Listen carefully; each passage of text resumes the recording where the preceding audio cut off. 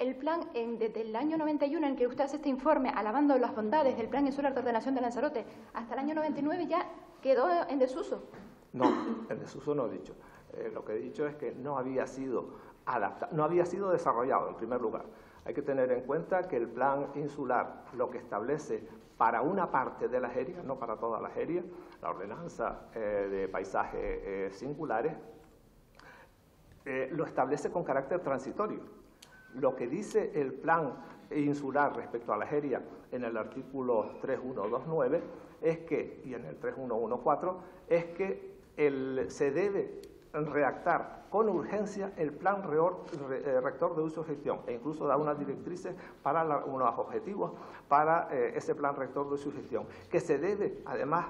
redactar en el primer cuatrienio, en los primeros 4 años, que ya habían pasado en 1998, por eso está obsoleto, porque habían pasado los 4 años y no se había redactado el plan rector de uso y gestión. Además, la Ley 489, en su disposición transitoria, establece que los planes rectores de los parques naturales, que en aquel momento era en el inicio era la GERIA, que los parques naturales debían contar con su plan rector de uso y gestión en el plazo de 1 año, a pesar de aprobarse posteriormente. Estaba redactado en 1988, antes de la ley de 1989, y no se adaptó nunca a la ley del 89. O sea, la conclusión es, sí. ¿Usted considera que el plan insular de ordenación estaba obsoleto y que por eso no había que aplicar taxativamente sus directrices? No, que por eso había que interpretar el plan. Habría que interpretarlo en su integralidad, no cogiendo una frase por el todo del plan y juzgando una actuación exclusivamente por unas frases del plan, sin tener en cuenta las otras consideraciones y las imprecisiones y las contradicciones en que el propio plan incurría, algunas de origen y otras adquiridas por no haberse adaptado a las leyes que sucesivamente fueron entrando en vigor. La más importante de ellas, la Ley de Espacios Naturales, la Ley 1294, que hizo un cambio sustancial respecto a las áreas, reclasificándola de parque natural en paisaje protegido, y a pesar de que establecía para los planes insulares en 1994 un plazo máximo de 2 años para adaptarse, no se adaptó nunca ni está adaptada en este momento, ni siquiera a esa Ley 1294.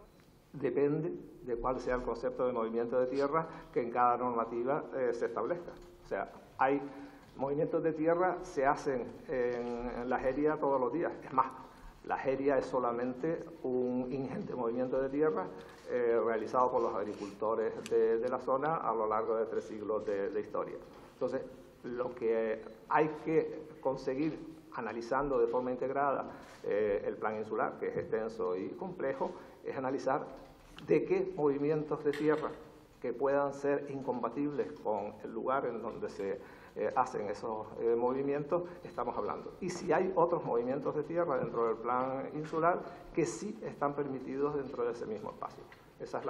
siempre el problema que se tiene al intentar interpretar un plan. 10 de marzo de 1999, emití una propuesta diferente a la vista de una serie de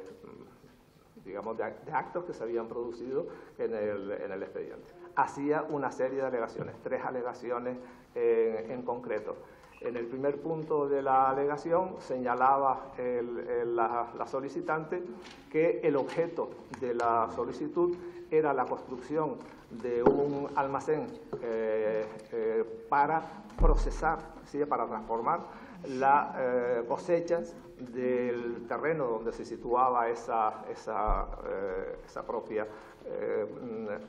almacén bodega enterrado, y los de una finca inmediata a ella, a la que también se aludía en la documentación técnica inicial presentada por la solicitante el 4 de junio de 1998, y que totalizaban 11 hectáreas de superficie,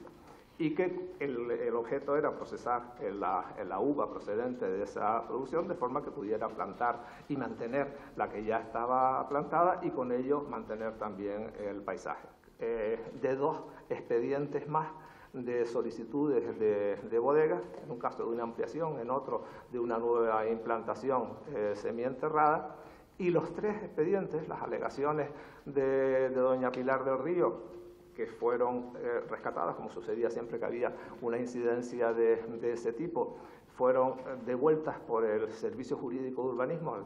que ya se habían enviado, fueron devueltas al Servicio de Ordenación Urbanística para que se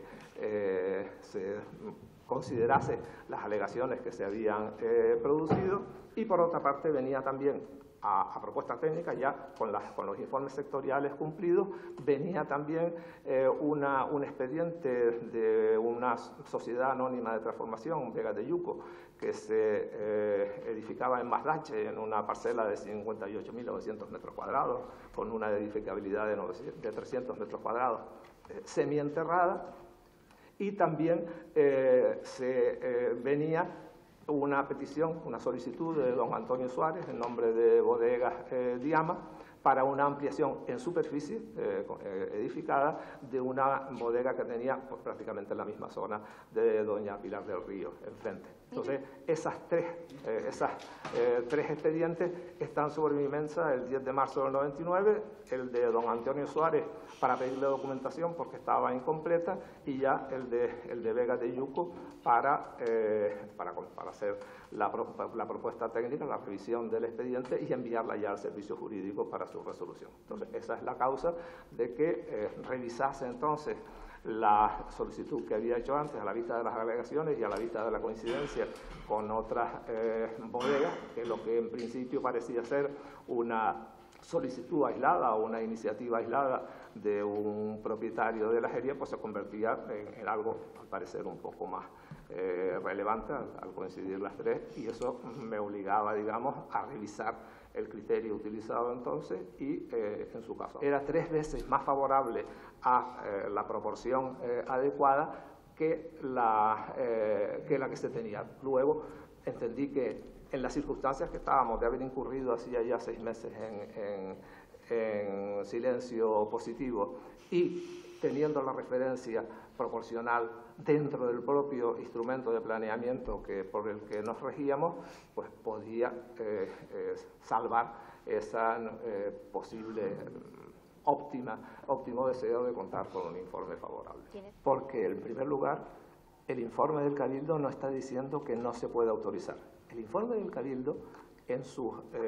determinaciones, lo único que hace es informar. Informa en el primer punto, siempre, que está dentro del espacio natural protegido. Eso no se pone en duda. Informa en el segundo punto que se tiene que aplicar